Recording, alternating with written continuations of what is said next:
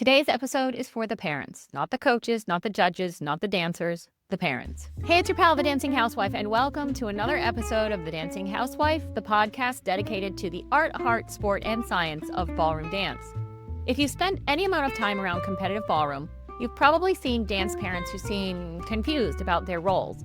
Some act like coaches, some act like agents, some act like talent scouts, some act like emotional support animals, and some are trying so hard to help their child succeed that they accidentally become an obstacle to the very growth they're hoping to encourage. Today, I want to talk about what I believe is the most important question every dance sport parent should ask. What is my role? Because if you get the answer to that question wrong, you can unintentionally undermine your child's development. But if you get it right, you can help them become not only better dancers and athletes, but better human beings.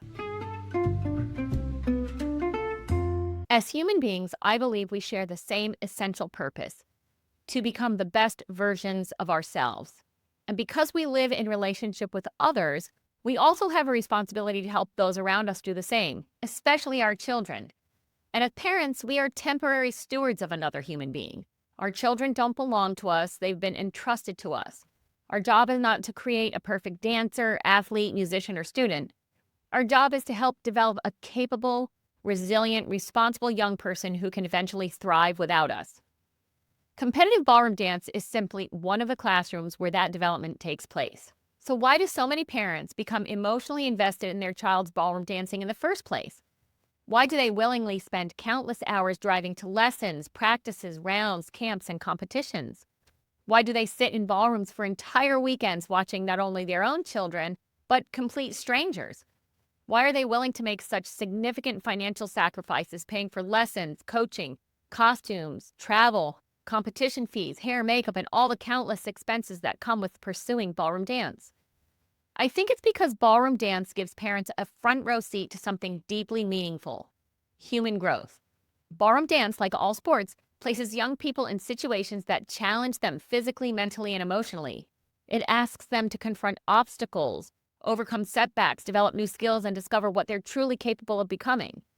As dancers, we love participating because the ballroom gives us an opportunity to test ourselves, to stretch beyond our comfort zones, and to pursue excellence. As parents, you become invested because you have the privilege of witnessing that journey unfold in someone you love deeply, your child. Beneath every lesson, every practice, every competition, and every partnership is a universal story, the story of growth. It's the story of a young person striving to improve, pushing beyond perceived limits, responding to adversity, and pursuing their potential. That's why ballroom dance matters so much. It's about far more than scores, rankings, trophies, or professional careers. Ballroom dance provides a unique arena where young people can practice becoming better versions of themselves. And perhaps that's why it resonates so deeply with parents. At its best, ballroom dance isn't simply developing better dancers, it's helping shape better people. And that's why understanding your role as a ballroom dance parent matters so much. Many parents unknowingly make success the goal. Finding the best dance partner becomes the goal, or being the top dancer in the studio becomes the goal. Making finals becomes the goal, winning becomes the goal, a professional career becomes the goal. And when those things become the goals, something subtle happens. Your child becomes a project to manage instead of a person to develop. And when that happens, the focus shifts from long-term growth to short-term results. When you solve problems your child should solve, manage emotions your child should learn to manage, fight battles your child should learn to fight, you are taking ownership of the situations that belong to your child. And the result? Your child ends up becoming more dependent rather than more capable and independent. And that's exactly the opposite of what parenting is supposed to accomplish. Now I want you to imagine that your child is 30 years old. Not 17, not 15, not 12, not 10, 30. What kind of person do you hope they become? Responsible, hardworking, resilient, confident, honest, self-disciplined, able to handle disappointment, able to take ownership, able to persist through adversity? If those are the qualities you want, then ballroom dance can be one of the greatest developmental tools available. But only if you remember that character development matters more than statistics. Growth matters more than trophies. Ownership matters more than results. So what exactly is your role as a dance parent? I think there are 5 parts. First, you provide opportunities. You provide access, you drive, you pay fees, you buy shoes, costumes, practice wear. You create opportunities. Second, you provide support. And support doesn't mean removing every obstacle. Support means being present, listening, encouraging, believing in them. Third, you teach values, effort, respect, integrity, accountability. Ballroom dance becomes the lab where those values are practiced. Fourth, maintain perspective. I've seen parents panic when a partnership ends, a coach changes, or a disappointing result happens at a major competition. Yet many of the moments that feel catastrophic at the time ultimately become turning points in a dancer's development. Children need parents who provide perspective when emotions run high. And finally, fifth, gradually transfer responsibility. As a child matures, more responsibility should move from the parent to the dancer.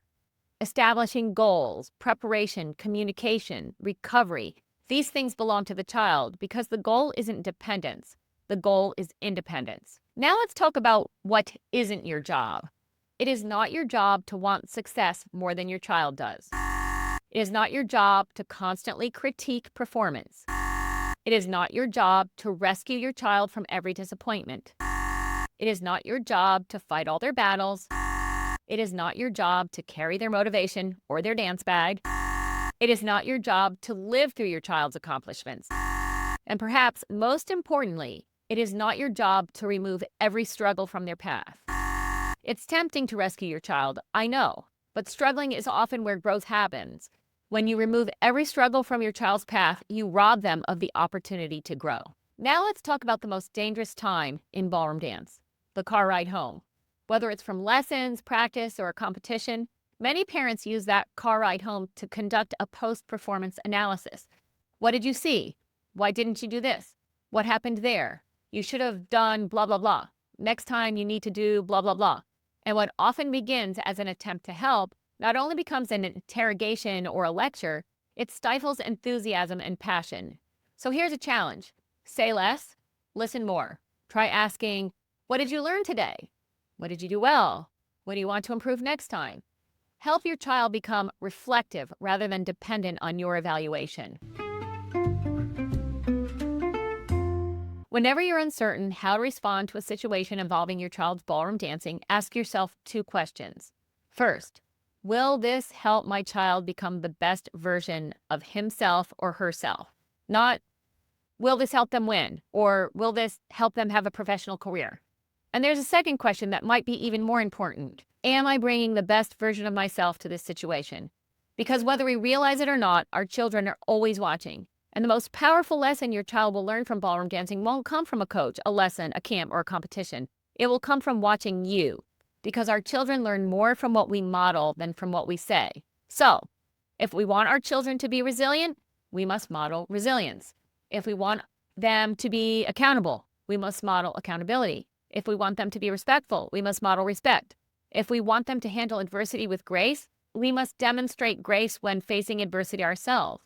The reality is every lesson, every competition, every setback, every triumph, every frustrating situation, and every difficult conversation presents you with an opportunity to grow alongside your children. Because helping our children become the best version of themselves begins with our commitment to becoming the best version of ourselves. At the end of the day, very few youth ballroom dancers will have professional careers. Many won't dance beyond high school. Even fewer will dance in college or as adults. But every single one of them will become an adult. As parents, your role isn't to create great dancers. Your role is to raise great people. And if ballroom dance helps accomplish that mission, then it's already been an incredible success, regardless of the trophies won, finals made, rankings earned, or titles achieved. Because long after the music stops, the person your child becomes is what matters most. Thanks for tuning into the Dancing Housewife today. If today's episode resonated with you, click like, drop a comment, share it with another dance parent or coach, and don't forget to subscribe or follow the Dancing Housewife Podcast on Instagram and Facebook so you never miss a ballroom tip. This is the Dancing Housewife signing off. Until next time, happy dancing!